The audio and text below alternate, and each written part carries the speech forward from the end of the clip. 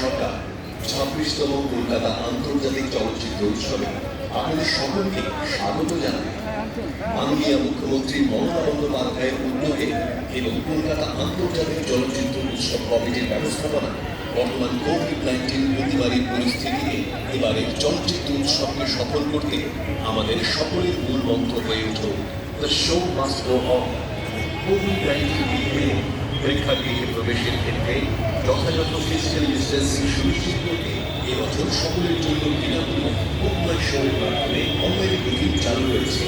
আগ্রহী দর্শকদের শুধুমাত্র বুক মাই শোয়ের মাধ্যমে আসন সংরক্ষণ করতে হবে।